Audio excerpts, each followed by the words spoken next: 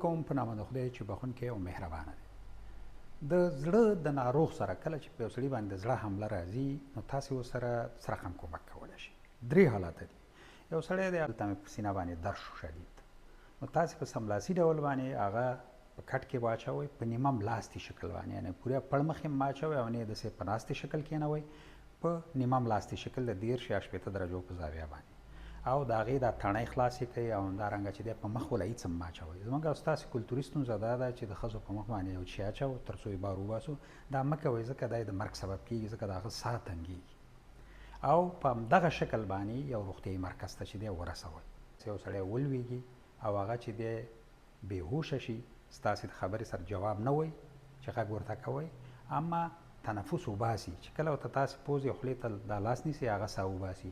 نو په داسې وخت کې ناروغ چې کوم دی د هغې سره داسې کومک کوئ چې په یو اړخ باندې اچوئ، چپ یا ښي. که چېرته په چپ اړخ باندې اچوئ نو دا چپ لاس یې داسې کش کوئ او دا ښي لاس یې راخلئ دې طرف نه یې ولسېږدئ او دا ښي پښه چې ده دا ولسې قط کوئ او په یو اړخ باندې همداسې څملاستلی یو صحي مرکز ته چې دی روغتیایي مرکز ته رسوئ او په پرمختللې نړۍ کې همداسې اچوئ او بیا چې دی ډاکټرانو ته زنګ وایي امبولانس ته هغې راځي او نورې جګوي.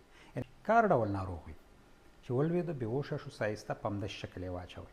دریم چې دی هغه ناروغان چې هغوی ولوېږي بېهوشه شي او تنفس نه وباسي، یعنې تاسې لاس ورته نږدې کړئ هغه چې دی ساه نه وباسي، نو فوراً یې پړ مخې واچوئ او دا یو لاس په بل داسې کېږدئ او د هغې په چپه سینه باندې داسې کېږدئ او زور ورته ورکړئ. داسې 10 ځل باید ول همداسې زور ورکوئ او دا سینه باید داسې دغه شي چې 2 سانتي نه ډېره کته لاړه شي. د دې نه مه هېرېږئ چې د دې به پښتۍ ماتې شي، ځکه پښتۍ دومره مهمې نه دي بلکې د هغه زړه ولاړ دی او هغه چې دی باید کار وکړي.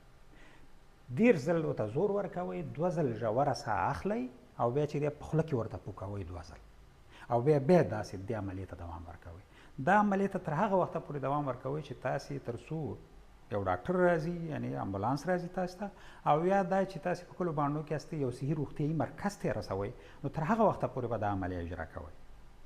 که چېرته یعنې وړوکی ماشوم و، د شیدو خوړلو ماشوم و، نو د هغې ته د 2 ګوتو په ذریعه باندې په چپه سینه باندې ورته داسې زور ورکوئ 15 ځل، یعنې په خوله او پوزه ورته خوله ږدئ او ارامه ساه وله ورکوئ تر څو چې دا سینه یې داسې جګه شي، یعنې ډېر نه چې د یو غټ سړي په شکل باندې.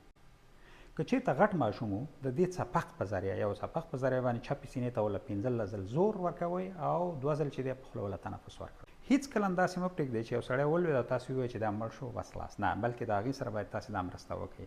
بعضې وخت کې داسې وي چې زړه ولاړ وي خو انسان مړ نه وي، نو په دې طریقه باندې تاسې کولی شئ چې هغې ته بیا ژوند ور وبخئ. د یوې بلې